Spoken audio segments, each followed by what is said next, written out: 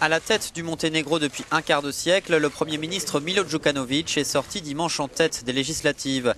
Cet ancien partenaire de Slobodan Milosevic, devenu depuis un allié des Occidentaux, remporterait un peu plus de 40% des sièges.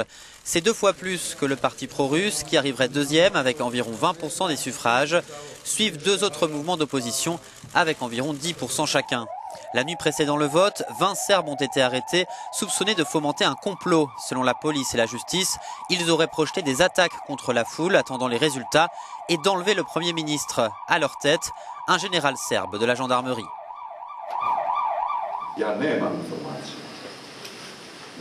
Je n'ai aucune information indiquant que des acteurs politiques soient derrière tout ça, a cependant précisé le ministre de l'Intérieur.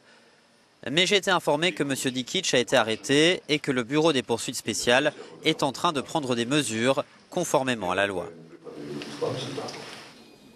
J'aimerais d'abord dire que l'homme que vous mentionnez est à la retraite, a réagi le Premier ministre serbe. C'est étrange que cela arrive aujourd'hui, c'est le seul commentaire que je ferai.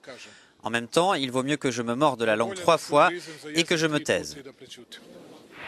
Des barrières avaient été installées devant le Parlement par crainte de manifestations. En raison du complot présumé, WhatsApp et Viber ont été temporairement coupés, puis rétablis sous la pression de l'opposition.